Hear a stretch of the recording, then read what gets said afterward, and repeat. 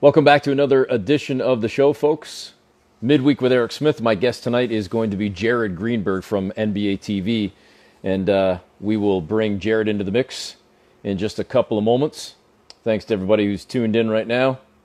And I don't know if any of you had a chance earlier today. I was doing some stuff with Flair Airlines and had a chance to speak to RJ Barrett of the New York Knicks. So you can go over to Flair Airlines on their Instagram handle and check that conversation out if you missed that. But I had RJ for about a half hour just talking about what he's doing right now, trying to get through the pandemic, the lockdown. He's down with family in Orlando, but just a shout out to him as he has donated over $250,000 to the city of New York, various charities in New York, including employees at MSG, and over $100,000 of that $250 donated to the food bank in Mississauga, and various charities around the Greater Toronto area as well. So big credit and shout out to RJ Barrett. I saw that Jared just came into the mix here, so I'm just looking for him right now, so I can send him the invite and we can get going. And we appreciate Jared's time tonight. No doubt about that. So I think, where is he? Jared, for some reason I'm not seeing you here. If you're there, I don't know if you've done this before, Jared. Maybe you can send a request to join the mix here. But I swear I saw your name pop up on the screen. There we are. Now I see it. There we go. We'll bring Jared into the mix, and we'll get going here. Thanks again, folks. Another full week of shows, and my thanks to Speedy and Brad Fabe for joining me on Tuesday, Wednesday. And there is Mr. Greenberg. Jared, good to see you. Oh, look at that. I'm impressed. I am impressed. How about that? Now, let me ask you, though. Were you wearing it today, or you put it on just for the show? I put it on for the show. Come on. Beautiful. I love it. I got my Conquer COVID-19 shirt. I don't know if you've seen. It's been making the rounds. It's definitely in Canada. This was a Canadian thing inspired by Olympian Haley Wickenheiser, who is actually now a doctor as well, but it's gotten a lot of backing from Ryan Reynolds. And he's kind of gotten on board and thrown his name and his clout behind it as well. So a lot of folks in Canada sporting this shirt right now. Well, I've noticed that she's pretty smart in her marketing approach. She sent it all to all the broadcasters for the Raptors, and you guys have been putting it on your IG Live. And what people need to realize about the broadcasting profession is that if it's free, it's for us. And, exactly. And we will put anything on if you give it to us for free, whether it's food, merchandise, swag. Send it along. We'll wear it. And matter of fact, maybe I'll give out my address at some point in this live, and people can start sending us stuff. All right. Well, the old line is "free is me," and that's you're 100% bang on. You know, I normally start these off, Jared, by talking to folks about kind of childhood, early age, whether it be grade school, high school, and into college. But before we get to all that stuff, you're in the New York, New Jersey area. Obviously, New York has been one of the hardest hit and hardest affected areas, not only in the U.S., in North America, but in the world. Can you give us a sense of, first of all, how you are doing, your family, and just kind of what it's been like being sort of close to, the epicenter in some senses? Well, that's where I'm from, and that's where my family all lives. I'm now based in Atlanta with Turner, but you're right. It's been scary, and I've known. Thankfully, nobody in my family has contracted the virus, but I do have multiple friends of friends who got very, very, very sick, and thankfully, it appears everybody's okay for now. But it's scary times, and just talking to people in New York and New Jersey when it was at its peak, it's scary to think that you can't leave your front door. Just because you don't know what's out there, and the fact that this is invisible, and we're not sure who has it or what it means or how exactly you get it or you don't get it. It's crazy stuff. So thankfully everybody's okay. Down here in Atlanta where I am, Eric, they kind of were at the forefront of opening everything back up, but it appears in a kind of an odd way, even though the government has said you can open back up, it appears that there's been great pushback from owners of businesses and restaurants where they've said, not so fast, even though we're allowed to, we're not going to go ahead and do that just yet. So, there's a lot of to-go orders still. I'm sure it's similar to what you guys are going through, but, we're still kind of in a slow motion period here. Well, it's interesting you say that, Jared. I wanted to ask you about that because, I understand, as you said, that Georgia was one of the first states, and I know there was a lot of pushback initially, even just, even from folks in Canada hearing, Yeah. What is the governor doing? It's way too early. What is he thinking? Yeah. We've just found out in the last 2-3 hours here in Ontario, at least where I am, and I mean, there's people watching across Canada and the U.S. and whatnot right now, but in Ontario, the premier, Doug Ford, did announce in the last few hours that phase 1 is starting effective, I believe, Saturday, and then kind of another part B of phase 1 on Tuesday after the holiday Monday. But it's still kind of unclear in terms of what that actually means. Some businesses are allowed to open up a little bit more, but it's still going to be primarily curbside service or online sales. A few places like tennis courts and dog parks and stuff like that, marinas and golf courses with major restrictions are starting to open up, but it's still pretty tight. And to your point, I know my reaction right away, and my wife's, and even just talking to some friends, it's like, all right, just because the government says it's open, right? I'm not necessarily prepared to go back to just, oh, sure, fine, no problem. I'm going back to stores. I'm going back to work, and life is just back to normal. Well, listen, if you're up for it, you can come, and you and I can go get tattoos down here in Atlanta because that's open at full force. So come on down. All right. Well, it'll only add to my collection. Me too. Yeah, exactly. All right. So let me ask you, Jared Greenberg, everybody sees on NBA TV, but before that, MSG, before that, a lot of other stops. Yeah. You tell me how far back we want to go here, because the one thing I did read about you was, I had that itch at a fairly young age, and I've said many times on this show that I was lucky enough that what I thought I wanted to do turned out to be what I wanted to do. And I would say that for anybody in any walk of life, whatever job they're doing, you get pretty lucky if you decide at a young age. But if I read correctly, you weren't even necessarily sure what you wanted to do until maybe radio/broadcasting kind of found you. Yeah.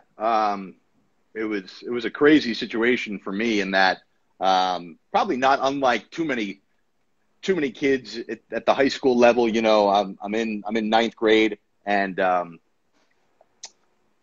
things were not going all that well in my life. I'm not a good student at all. I'm realizing very quickly I'm not a good athlete at all. In fact, I've got two older brothers who were both very good athletes. My oldest brother played college football, and my middle brother could have been a sensational college baseball player, but he decided to end his baseball career in high school. And the funny part is they always made fun of me for what a bad athlete I was. And now I get the last laugh because I'm the only one working in pro sports, and they're, working their corporate 9-to-5 jobs, right? So last laugh right there. How about that? No, so, I don't know, 14 years old, and I'm in a high school class, and it's a TV production class. And it's so funny. Like, I think back at it, like how basic it is, like the classes that kids have now all across, North America, the access they have. We were lucky if we shot something, on a beta cam or a VHS cam, and we can edit it 3 weeks later and get a 2-minute clip on whatever. But, now they're turning things around, instant, or doing things live. So I'm sitting in that class, and the teacher says, hey, the local university in the town, small state school that we have in the town I grew up in Mahwah, New Jersey, and they're looking for some volunteers to work in radio. And long story short, I took the opportunity, even though they said it was just for the seniors in the class. I was a freshman. I took the bait, and I was like, you know what, this is for me. My father and my mother had to drive me to the radio station because I didn't even have my driver's license yet. And the first time I went to the radio station, it was such a small station that you drive down the block and you couldn't hear it anymore. It was 100 watts.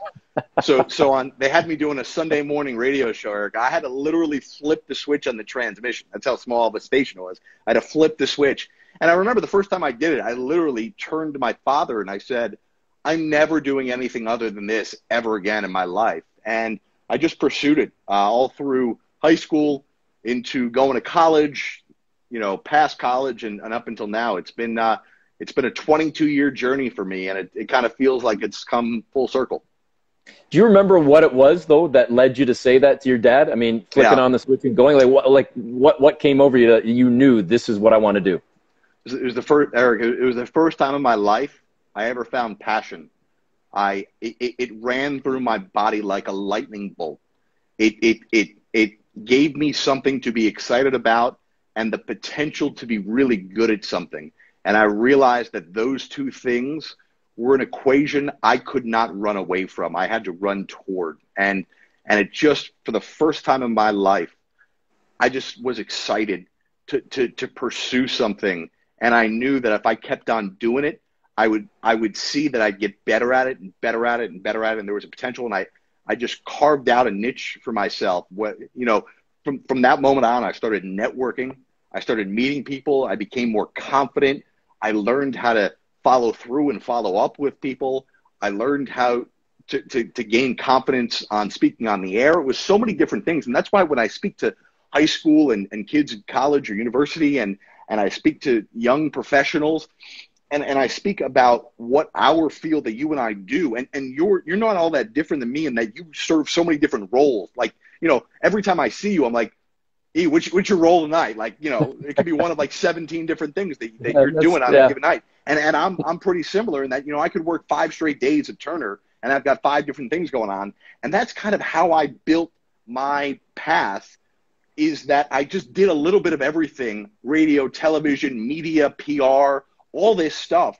And what I tell people is that even if you're not sure this is for you, it teaches you so much about yourself, and it teaches you so much about teamwork and builds your confidence and your public speaking abilities, that you can build a career from that and go on and do so many other things, even if it's not in sports or even if it's not in the media field. I completely echo your sentiments, and I think we were both fairly lucky then to be given opportunities and earned opportunities at a fairly young age as well. To your point, where you get exposed to so many different facets of the business, the profession overall, because people might see you or I now as a play-by-play guy, as a host, as you said, wearing 19 different hats, doing all these different roles. Yeah. But I know, at least for me, and I'm sure it was for you, whether it was in high school, college, or early days in the industry, editing, producing, booking guests, cutting tape, doing the coffee runs, doing the lunch runs, just doing anything and everything and anything to kind of get the foot in the door, but also learning and exposing yourself to all of your colleagues, to your coworkers, and to the business and to the industry in general. It's funny. I just noticed one of my nephews just checked into this IG Live, and it just made me think to what you're talking about. They used to come to minor league baseball games where, no kidding, for the 7th inning stretch, I would be dancing on the dugouts. Like, that was my role. That was part of my path, right? Like, that's stuff you had to do. It was great. I missed that stuff. What do you think for you in high school, finding that out early, that this is what I want to do, finding that passion, having that lightning go through you, as you said, how much did that kind of help you then focus through high school to say, this is what I need to do then to buckle down to get to where I need to be come university, when this is where I can really apply and direct my passion? So it was everything. So I literally would fight with my parents about, prior to this, why do I need to do schoolwork? It's not helping me. I don't see the point. None of this is real life experience. And that's, what I think back to what my parents used to say. Like, they recognized in me, and I recognized it at the time, but now thinking back, I understood that, like, what I was craving was like real life practical experience. Like, I would go into a math class or whatever, or a science class, and be like, I'm never going to use this after this class ever again. So I don't care what your homework assignment or what your test or what your, right? So it never clicked for me, right? It never made sense. So the moment I found radio and realized I wanted to do this for the rest of my life, what I realized was, no matter how much I disliked school and I didn't like the process of learning and how they taught you things in school, I recognized I needed to go to college, to university. I needed that experience to get to the next step. So what I did was I just worked the system. I started doing internships. I continued to work at that college radio station. And I started showing my teachers in high school that I was doing that.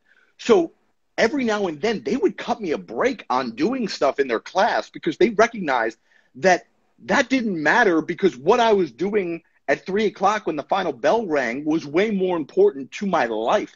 And I did more research more research on the college that I ended up going to, finding the right fit for me, than I did in my entire life on any paper, on any test, on anything. I did more background homework and investigative study on that, on what university I needed to be at to propel me for the leaping off point than anything else. And it turned out to be the best decision of my life. I ended up choosing Hofstra University on Long Island, which is, you know, basketball fans may remember Speedy Claxton.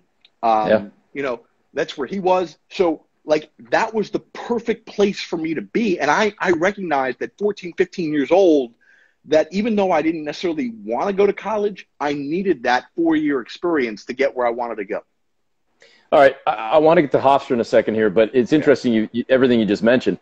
You know, I've got a 10-year-old son now, and I kind of speaking to anybody out there that's either a parent themselves or maybe you know, some younger kids that are tuning in right now as well. You mentioned your nephew. I'm not sure how old your nephew is, but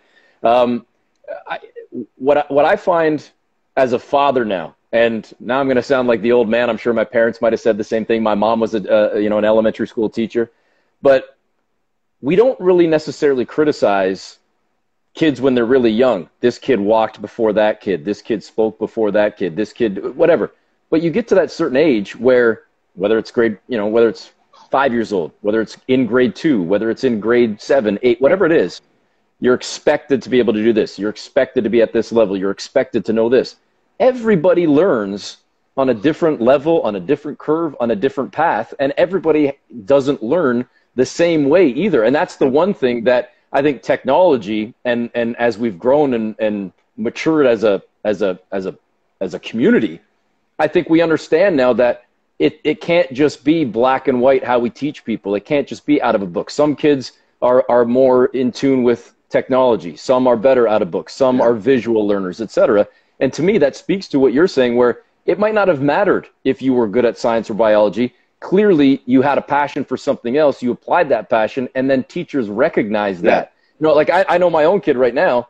He's not as great or as interested in writing out a report, but you give him the opportunity to jump on the computer and create a slideshow and copy-paste things and create something audio-visual, no problem. And I think certain teachers have started to recognize that. And, you know, it's kudos to you and to more so your teachers for recognizing that then. Well, it's funny you mentioned that about a computer, too. I know my mom has mentioned this in the past. She noticed a big difference in my effort and my execution once I actually got a computer, which didn't happen until I was 14 years old. Right. Gateway 2000, Gateway 5000, what was it called? That was my first computer. Yeah. Well, and I'm a little bit older than you, not too much older, but I can remember starting in college without a computer. I mean, without the internet was basically just starting. And when I got my first laptop, and I honestly don't even remember what brand, what make it was, but it was over $3,000 for just some old school like IBM laptop. But before that, it was working on a word processor and just trying to pound out stories on a little word processor with a tiny little, you know, digital screen or something, and printing, you know, stories off for the school paper on a dot matrix printer or something. It's wild how quickly things have changed in the last 15 to 20 years. Yeah, no question. And you didn't even have electricity back then, so that must have been really tough. Come on, man. I've only got about 5 or 6 years on you. You're killing me here. You're killing me here. All right. So Hofstra. Yeah. That's all the research you did. How or why did you know, or did you ultimately learn that was the place for you? So I wanted 3 things. I wanted, number one, a great college radio station. I wanted a great athletic department where I could broadcast high-level games that I recognized at that point. I needed a demo tape, right? Like, who cares about your resume? Who cares about your networking if you don't have a great demo tape? So I wanted high-level Division I athletics, and I wanted obviously a good education to support all of that. But in that order, I wanted those 3 things. And at Hofstra, the crazy thing is, you know, they were the only Division I team in New York, in the New York tri-state area, that when I went there, every single Saturday, fall, winter, spring, their games were on television in New York. Football, men's basketball, lacrosse, every Saturday. So my my junior and senior year of high school, the football team was one of the best division, back then they called it 1AA football teams in the country. The basketball team, Jay Wright's going back-to-back NCAA tournaments. And the lacrosse team is top 20 in the country. So I'm seeing them every Saturday on television in New York, and I'm like, holy crap. And it turns out they didn't have a commercial radio station doing any of their games. So the students are the only voice of that, of those games. So then I did a little more digging, and there was a man there who just passed away a couple of months ago. His name was Ed Ingalls, who is an absolute legend of New York radio, WCBS. He used to be the voice of sports on WCBS, 880 AM in New York. He was what they called a professional in residence. So he oversaw the news and sports department. And this guy taught me more than I literally go into broadcasts today thinking of things that he taught me while I was at school there. So to have him as kind of my mentor there was unbelievable. The other part of it, too, was back then the Jets practiced on our campus. Right. So, I'm getting to cover a high-level Division I football team, one afternoon. And then the next afternoon, I go cover Herman Edwards and the New York Jets practice. And so all of this, and I was so close to New York City, I was able to do internships. I was able to, have access to so many different people. When I was in school over my 4 years at Hofstra, I called over 200 games of play-by-play. So I came out of college with more than 200 games in my experience, in my toolkit that just set me up for success. And it wasn't just the reps of calling games. It was the simple things like wearing a suit and tie to a game, how to interact with sports information directors or PR people, how to book a plane flight, how to book a hotel room, how to submit an expense report, like all these little things I got to do that set me up for success. Yeah, it's life skills that you wouldn't ordinarily know if you're in high school, college, until you kind of get out, and now you're being forced to do it.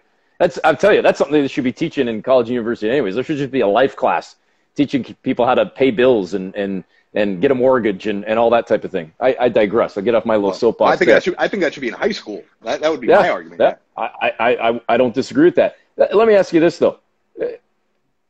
You're at Hofstra, but there's no guarantee that even if you're good, there's no guarantee that you're going to be afforded the opportunity to do the play-by-play, to cover the Jets games, to do all the stuff that you did, because you're competing against all these other students that are aspiring young male and female journalists that want to be doing the same thing. So how did you kind of carve out that niche and set yourself apart from so many other talented folks that were trying to do the same thing?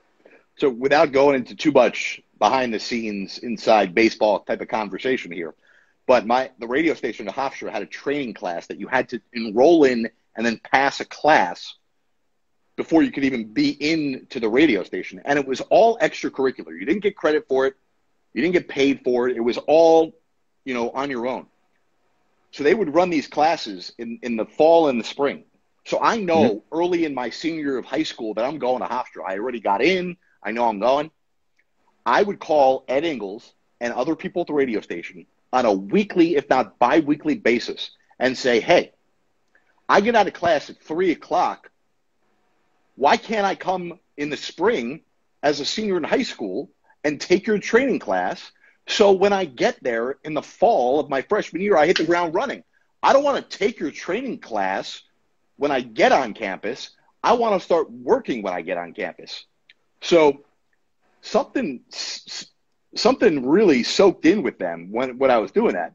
So they experimented that summer for the first time with a summer training class, which university schedule is a little different than high school schedule. Their summer schedule was actually, I was still finishing up high school.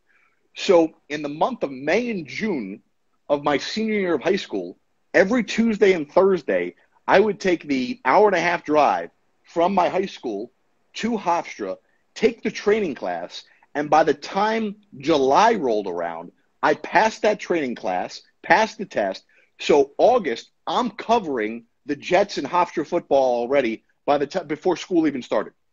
That's wild. That is wild.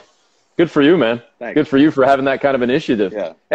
I mean, let me then ask how much your parents play into this then, because you know, I don't know if you had a part-time job as well while you're going to high school and you're doing all this, Yeah. or if they were kind of able to say, no, hey, we see you trying to go towards something. How did that all kind of come together? Because a lot of parents, I would imagine, even if they wanted the best of the best for their kid, maybe they don't have the time or they don't have the resources to be able to allow their child to do something like this. No question. And I appreciate my parents every day for that. And I think for them, as much as I talk about the literal switch that I flipped on that transmitter that day, they saw the proverbial switch flip for me and my excitement level and my passion and my interest, that they saw me go from one end of the spectrum to a couple of years later, the other end of the spectrum of having a potential career, a future. And they had no idea what that meant at the time in terms of where I'd be working or what I'd be doing, but just that there was a path for me to be on. Yeah. And so I think that that's why they always encouraged and pushed me and supported me in doing that. What did they do? Annoyed the hell out of me, Eric. That's what they did. Come on. Professionally, what did they do? Can we just give a quick shout out here to your colleague of the Washington Wizards, Chris Miller, who is the king of IG Live and is the king of TikTok these days. Oh, wow. And has been dominating. And I've only done a couple of these IG Lives. I don't know why. I love what you're doing. I've been checking you out. I've been watching what you've been doing nightly. I love this Tuesday through Thursday thing you got going on. But Chris Miller just goes on at random times and can't stop talking. So I love watching him too. So I want to give him a shout out. Well, Chris, I appreciate you watching as well. And I hope everybody in D.C. and the surrounding area is doing well and staying safe as well. Just not that crazy, whatever. We'll leave that alone. We'll leave that alone. I'm not going to get political on this thing. But I got to go back. I asked you, what did your parents do aside from driving you crazy? What did they do professionally?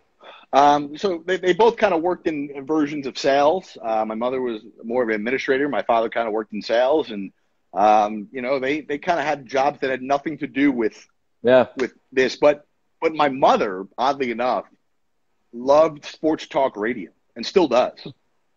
So back in the day, her and I would listen to Mike and the Mad Dog together, and my father would take me to all these games all the time. Go to New Jersey Net games, and these The Last Dance is bringing back bad flashbacks for me because right there in the mid to late 90s is when I'm going to all these Net games, and there's my dad and I and 7 other people at all these games in the Meadowlands. There's nobody there except 2 times when Shaq and the Orlando Magic come to town, and eventually the Lakers, and then when Michael Jordan and the Bulls come to town. And then it's me and the 7 other Net fans, and then 20,000 Bulls fans in the arena. And it was the most frustrating thing, especially in '98, which The Last Dance is about. I remember Game 3 of the first round of the playoffs, where I had seats all the way up in the nosebleed, and I left my parents to sneak down, and I found a first-row seat, and I got to say hi to Hannah Storm, who was doing the game for NBC on the sidelines. She was the Eric Smith of the day, and I got to say hi to her, and then 5 seconds later, the dude whose seat it was said, "Get out of here! I want to go watch Jordan." Well, it's funny you reference The Last Dance. Just because we're only in Canada, right? We get it like 6 hours later, whatever the hell it is. So you guys get it at 9 Eastern. We get it at like midnight or 3 a.m. or something. Eric, do you want to talk about television in Canada? Because I have a lot to say about that. Well, we can get into that if you want. We can get into that. I'm sure there's a curling joke there somewhere. No, but go ahead. No, please go ahead. Go ahead. You brought it up. This is the time of the year that you and I get into a Twitter battle every year about the hotel that I'm in. Never has the NBA playoff game I want to see. Okay, listen. I don't know if the bosses are watching this, and I might be sticking my foot in my mouth with this, but.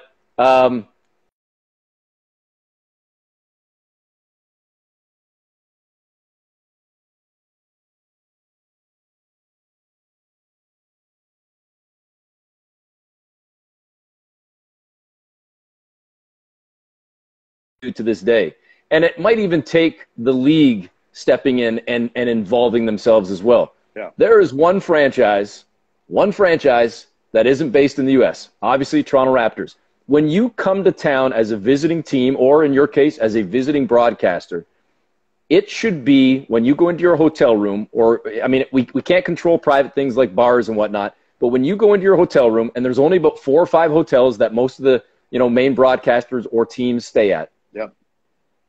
Make sure that those places have TNT, ABC, ESPN, etc. And for any Canadian that's saying, oh, but we can't get those, listen, we know that those channels exist because they're in certain bars, they're in Scotiabank Arena, the Raptors and certain player personnel have access to them. You can pay whatever you have to pay. And I think, honestly, it's imperative that the league does that, because if you're trying, and I'm going to go real off on a tangent here, Jared, but when you're talking about from a Toronto perspective about player retention and trying to re-sign free agents and whatnot, it might not matter as much right now when the team's been in the playoffs for the better part of 3/4 of the last decade, been one of the better teams in the NBA for the last 3 to 5 years, obviously now as the reigning champs. All of that helps. But if you go back 10 years ago, let alone 15, 20 years ago, things like what you're saying, I can't find the game. How come there's only curling on? How come it's only hockey? Right. Where's TNT? Why can't I get ESPN? All of that stuff ultimately matters, and it should be, if you blindfold a player and drop them into a Ritz-Carlton, they don't know if they're in Toronto or if they're in Charlotte, because their life hasn't changed. And that's a detriment to Toronto, albeit in a minor way. It could be potentially a bigger thing. All right, can I give you one more suggestion in case the bosses are watching? Please. Here's the one that gets me the most, and this is the one that I keep on tweeting about every play, because I'm like Turner's beat reporter for the Raptors the last 8 years. I get sent there for every playoff series you guys have ever had, which I love. It's how much I love Toronto. The issue I have is that when it's non-Raptor games, and whether it's whatever national network it is picking up the American feed from either ABC, ESPN, or TNT, what I think should be mandatory is that if they take the first game on a particular network, they have to take the second game of the doubleheader. For instance, I'll give you an American analogy. Turner, as a family, does not put the first game of a doubleheader on TNT and the second game of the doubleheader on TBS. Right. Both games are on TNT. So my issue is I'm in my hotel and I'm watching Lakers Clippers on TSN 3, and then the second game of the doubleheader is the Blazers and the Warriors, and it's on TSN 1, and I don't have TSN 1. Right. So both you've got to take, and this is way too much. I don't know if there's any TV people watching who care about any of this stuff here, but that would be my number one thing, is that if you're going to carry the product of an American distributor TV company, you've got to take on one network the same channel that they're giving it to you on, if that makes any sense. Like if it's on if both games are on TSN 1, if one game's on TSN 1, both games have to be on TSN 1. Well, we even though it's kind of ripping them, we have to at least start saying Sportsnet more, because that's who I work for. We can't keep shouting out the 3-letter here. We can't keep saying TSN. But Sportsnet's the same problem, is that I see the first game on Sportsnet, whatever, and then all of a sudden the second game, I can't find it anywhere. I don't disagree with you, and I mean, again, we could probably do an entire hour on this. This is probably riveting. Well, listen, I think it is interesting. I think there's probably a lot of sports fans that are watching that find it interesting, because they're probably, many of them, thinking the same thing. But obviously, the dynamic, and this, the dynamic in this country is, as popular as hockey is, with 7 Canadian teams, let alone they'll put on a Nashville-Tampa game because it's still drawing good numbers. But the interesting thing that started to change here, Jared, the last couple of years, and certainly last year, basketball numbers are going through the roof and up and up, and to your point, through the roof. Yeah. So there is I don't know if there's a changing of the tide, but there's certainly things are starting to open up more in terms of the sports fans' eyes in this country, where it's not just hockey all the time. Eric, I notice it whether I'm there for, I come there a lot of years for Media Day. You saw me there this year, or random regular season games, doing TNT games, or in the playoffs covering for TNT and NBA TV.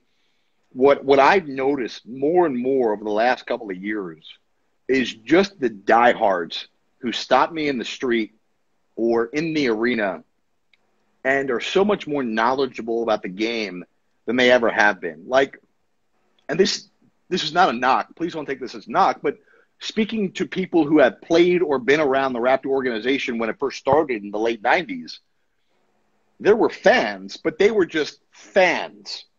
They weren't diehards of the game. They weren't following the rest of the league. They were just like, this is Toronto. This is cool. Let's root for our team. Now, it seems like, from what I've heard based on the past, from what I've seen now, people know the rest of the league. They know the rules of the game. They're watching it. They're living it. They're breathing it. They're part of the culture of the NBA. Yeah. Eric, listen, I'm not saying this because I'm on with you. Listen, and we've had fun. You and I have gone back and forth. The TV thing pisses me off and frustrates the hell out of me because it makes my job harder as a national broadcaster when I go to Toronto and I can't watch playoff games. Aside from that, I've said this to you. I've tweeted this. I've made this public. Toronto is among my top 5 favorite cities to not only go visit, but to go watch a basketball game, because when that crowd gets into it, it's as good as any in the NBA. Well, now, I as much as I appreciate that compliment about Toronto, I'm going to trash your old stomping grounds, because it brings me back to 5 minutes ago before we got derailed here on our little soapbox about TV in Canada. I'm watching The Last Dance the other night, as I said, us getting it a few hours later. Yeah. And I'm watching it with my wife, and the shots of Chicago leaving the floor at the Meadowlands. And the first thing I said as I'm watching, I'm like, man, that place was a dump.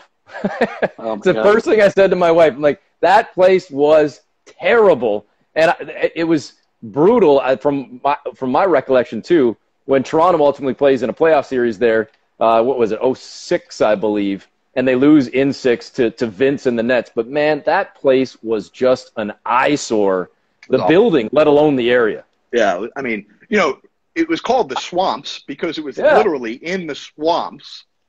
It was awful. I feel sorry for that's how you grew up on the game. That was your childhood, going to that place. Somehow going there made me this into basketball, and now being a broadcaster on a daily basis, just doing the NBA. It's crazy. You would have thought that I would have revolted and gone and been like an NHL guy and been a hockey fan or something. But no, man, it was. But for me, that's all I knew, as a teenager. So for me, it wasn't that bad. But looking back at it, you're absolutely. It was awful. I mean, it was your prototypical multi-purpose facility. Catering towards making sure it was as vanilla as possible for basketball, hockey, concerts, Disney on Ice. We had arena football. We had arena soccer. And I worked arena lacrosse there when Jason Williams, the one-time All-Star of the New Jersey Nets, when he owned a professional indoor lacrosse team that played in that building. It was awful. And the worst part about the building was there were never any fans for any of the teams that played in the building. See, now, the cool thing for me going back in Raptor history is I got to see them play at a few different venues, because in the first season, Skydome. I mean, well, Skydome, no doubt. They played at Copps Coliseum in Hamilton on a couple of regular season games. I can remember a Boxing Day, December 26th. Playing, I believe, against Milwaukee in the 95-96 season. And then there were actually a few games at Maple Leaf Gardens before Air Canada Centre, obviously Scotiabank Arena, but then called Air Canada Centre. Before it opened, there were some games at Maple Leaf Gardens. And I believe the last game at Maple Leaf Gardens, I could be wrong on this, but I think it was the last one at MLG, was against the Lakers, and seeing Shaq in the visitors' locker room at Maple Leaf Gardens, which is probably no bigger than the office you're sitting in right now. Shaq could almost touch both walls with his hands. This place was so tiny. And to try to house just him, let alone the entire Lakers team, right. Eldon Campbell and everybody else, but it was just cool for, as you said, I was a fan and a fan of the league and the game from a young age. I'm a weird Canadian that did not play hockey as a kid, not once. I might play road hockey, but I never played ice hockey at any level, no matter what age I was. I grew up on baseball and basketball as a kid, and I grew up on Magic Johnson and the Showtime Lakers and whatnot. So when Toronto got a team in '95, it was like, I remember my buddy Justin Juice and I, it was like, basketball, finally we have basketball, because I liked hockey, but I wasn't as passionate as damn near every other Canadian. So it was a thrill to me, and to be able to see this thing grow to where it did, ultimately culminating last year in the championship, it's been unbelievable. Did they ever threaten to deport you? Well, my parents did, but I don't know about the rest of the country. Yeah. All right. So, respectfully, I know there were some early years, but most of the people that would be tuning in right now know you from either TNT, NBA TV, and then of course maybe some MSG stuff. But what were the stops in between before landing, as you might determine, the first big break, the first big job?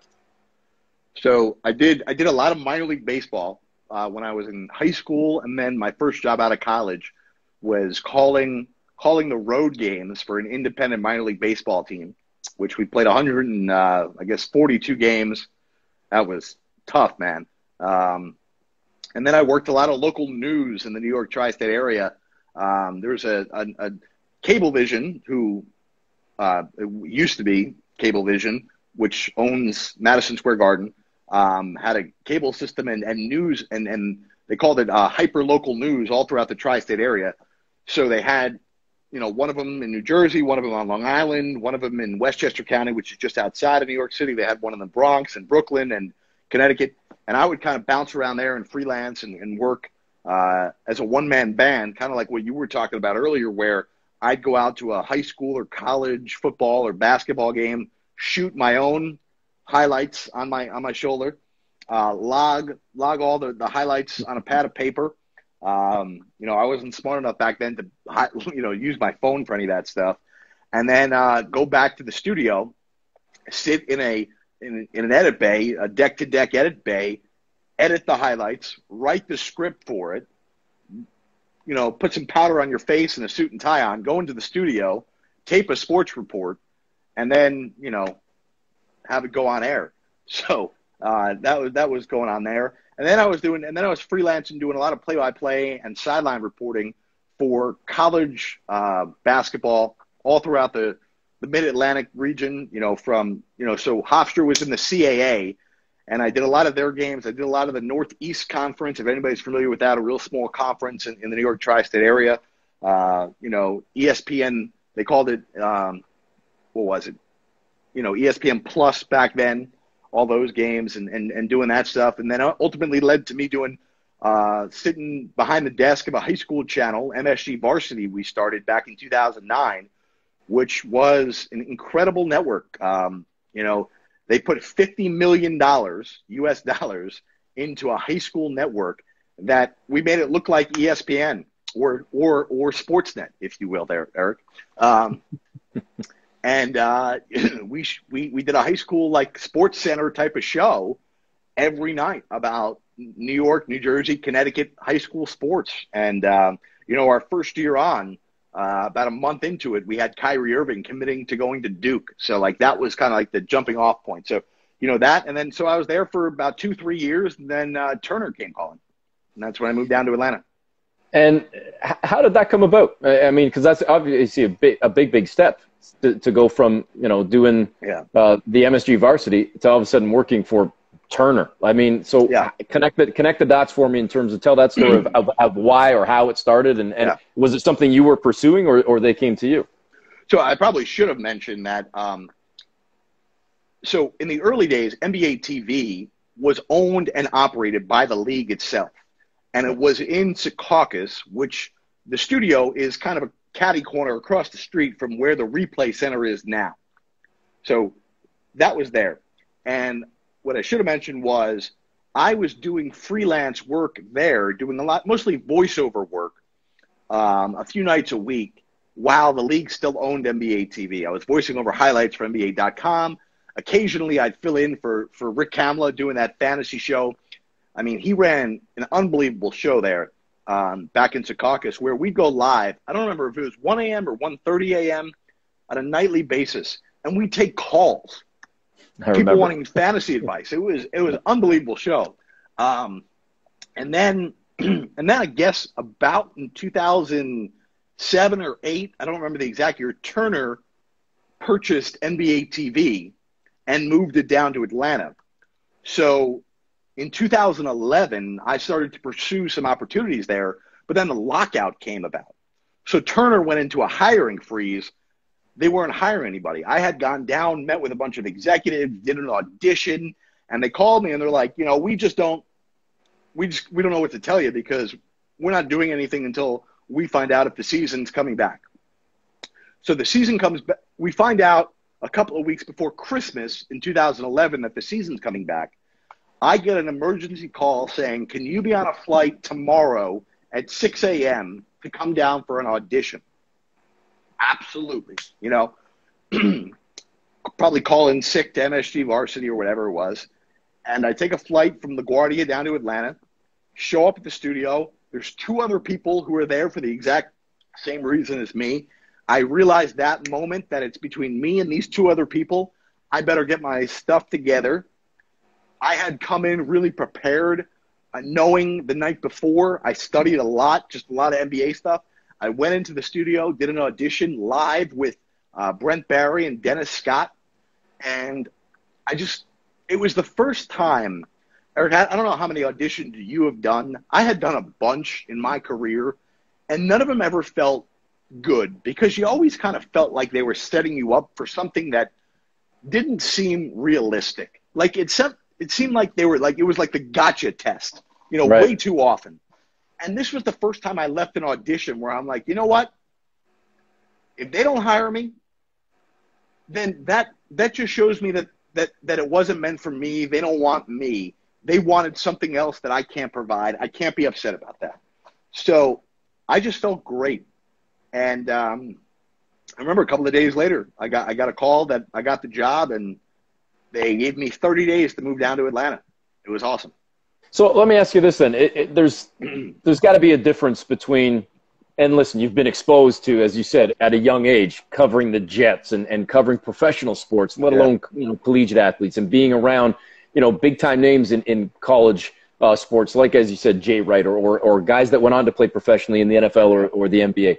But it's much different than walking into a studio and there's 2 guys from the NBA, 2 big-time names, Dennis Scott, Brent Barry, and it's go time, and you can't be starstruck, and because you're performing for yourself, but you've got to perform immediately. What was that like the first time, and maybe how it's evolved over the course of your career, where you might be working with some of the biggest names in the history of the game, and you might be doing shows and whatnot with, say, Shaq, but it's not Shaq, it's your co-host, it's your analyst, it's your colleague, and being able to kind of check egos and check fandom at the door.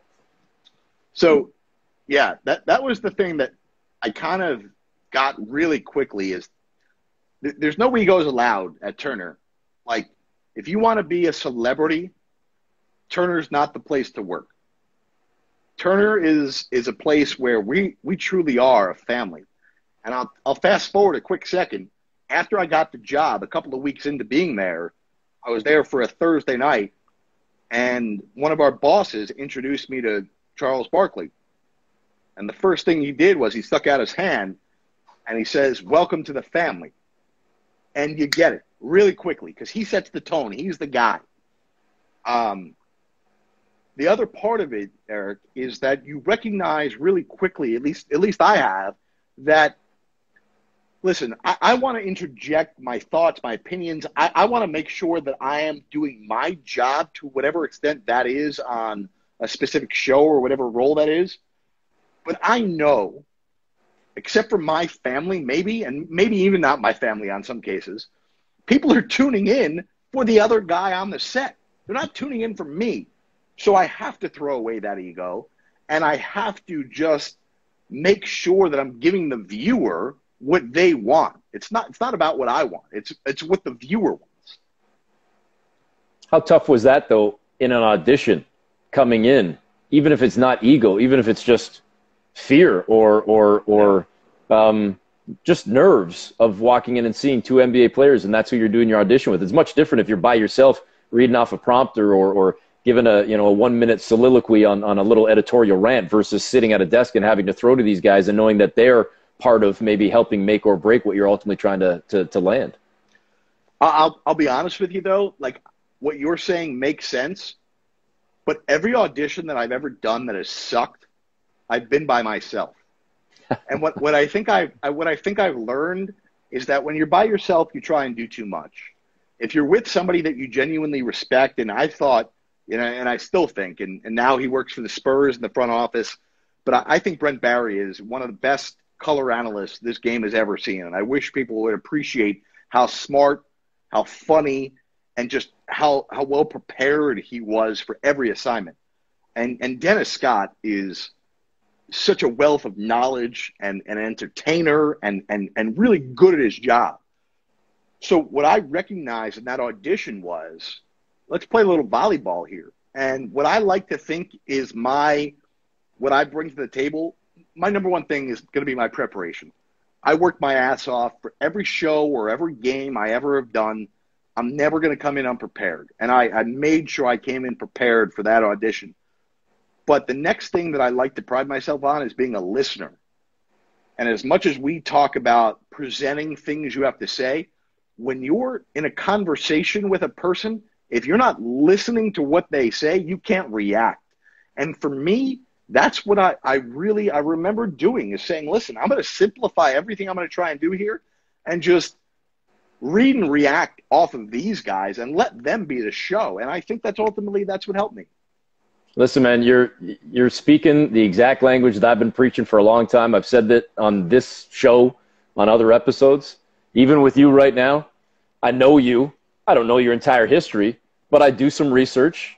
I come into it with a base knowledge, and then we just talk. We're having a conversation. I don't have any questions written down, right? But it's just the flow of the conversation, and I'm listening to you and then following up, and that's the one thing, and for those that are watching that have watched many of these episodes, I'm repeating myself for at least the second, if not fifth time. Yeah. That's my number one piece of advice that I give to college or high school students when they ask, what's your advice for somebody getting into the industry? I said, this might not work for you, but my number one advice is don't write questions down. Go in with the question number one in your head.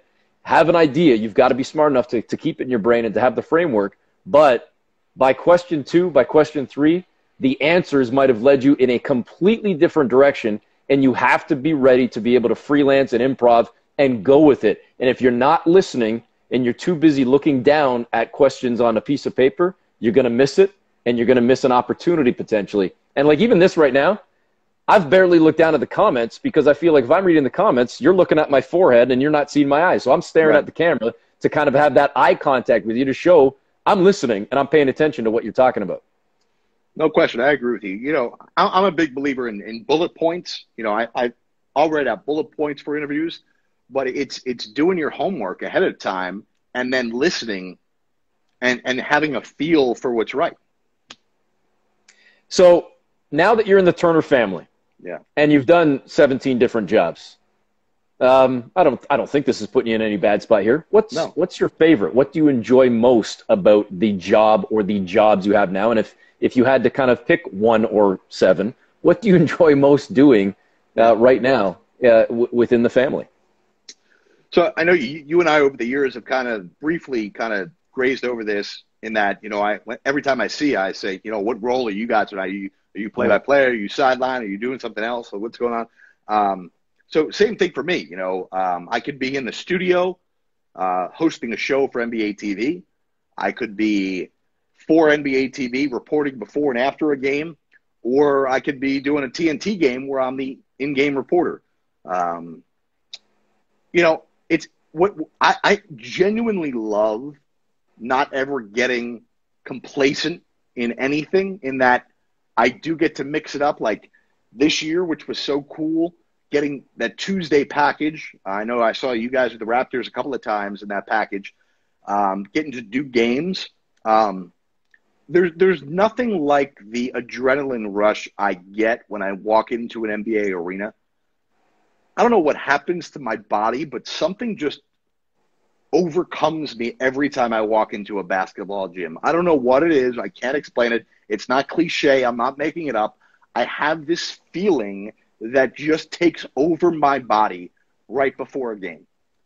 I love that. I love the reporting nature. I love it kind of sounds sick, like doing a little different from you because you have to do multiple games a week. When I do a Tuesday game, I could start preparing for that Tuesday game the Thursday before, right? Unlike you, who's, probably has 3 games in between Thursday and Tuesday. Right. So I love the luxury of that, but I also love putting in almost a week's worth of work and then seeing it blow up in my face because there's a breaking news story that's happening either in the game or around the league that I have to react to or provide content or context to. I love that stuff. But at the same time, I love being in the studio. The show that we've developed over the last couple of years is called Crunch Time. It's like the red zone version of the NBA where we bounce around from game to game to game, showing the biggest moments as they're happening live. I love that adrenaline rush I get from the studio. I love the people, the team I get to work with behind the scenes doing that show. I just love the balance. Not that I'd ever get sick of one job if I had to only do that, but I love the balance of it. But if I had to pick one, I love the travel. I love seeing people. I love meeting people. Like, I learn more about the Raptors when I get to go cover the Raptors, right? Like, talking to you, talking to the broadcasters, talking to the coaches, the PR people. Like, I just get more from that. So if I had to pick one over the other, I'd pick, going on the road. Yeah, and I agree with you in terms of the assessment of being able to do a lot of different things and continue to just kind of keep yourself fresh and versatile and expose yourself to so many different things. Like, I love doing play-by-play. I love doing the radio. But if I was doing all 82, as amazing as that would be, it would obviously limit or completely cut off the opportunity to do the television work. So it's kind of the best of both worlds. Listen, we only have about 2 minutes left, and I don't know if you've done the full hour on these things, but IG cuts you off hard at 1 hour. I just wanted to tell the quick story from and I'll be real quick with my 30 seconds, and then maybe you can tell me where you were or how you reacted. But just listening to what you said, I was hosting, doing pre-half, post, and the sidelines in San Antonio on the day that the helicopter went down and Kobe passed. And obviously we're preparing for the Raptors and Spurs and first big game back in San Antonio, and it's no Kawhi Leonard now, but you're still facing DeRozan. And 45 minutes, I believe, roughly, before tip-off, news comes out, Kobe Bryant has died in a helicopter crash, and we go on the air, and I'm the one breaking the story to the audience, to the Raptor audience, and we have no script, we have no shell of a pregame show. It's just, we're talking Kobe Bryant for the next 30 minutes, and that's it. And those, to me, are the moments where, as horrendous as that day was and as terrible as the news was, it's exhilarating to some extent, as gut-wrenching as it was as a broadcaster, to just be flying by the seat of your pants, and to the same point that you and I just had a couple minutes ago, just having a conversation with the audience, with the fellow broadcasters, with the analysts, and just talking your way through it. Yeah, so I was home here with my wife, Morgan. Saw some things on TMZ, hoping it was fake. And I don't know what it is. I think it goes back to my freshman year of college. I was on my 9th day of a college campus when 9/11 happened. Right. And 9/11 was so close to my campus that if you went to the top floor of the library, you could see the World Trade Center on fire. Okay. For me, whenever a news story happens, I run to the media outlet that I'm working for. So I started, as soon as I saw the news, I hopped in the shower. My wife helped me pick out a suit, and I was ready to go. And I quickly learned we had a game on that afternoon, so we weren't going to be going. So there was already a crew there. I didn't need to go live. I was on later that night at 6 o'clock that night. It was one of the most difficult. I think I was on the air for 6 hours that night. It was one of the most difficult 6 hours I've ever done. But you're right. When that happens, it's awful. It's gut-wrenching. But I want to be the one on the air. 15 seconds left, man. Perfect timing. I appreciate this tonight, Jared. Thanks for joining me. Thanks for sharing the stories, and all the best to you and your family. Stay safe and healthy, and you too. Hopefully see you soon, man. Thanks for Can't this. wait. Thanks for having me on. All right. Thanks for watching, everyone.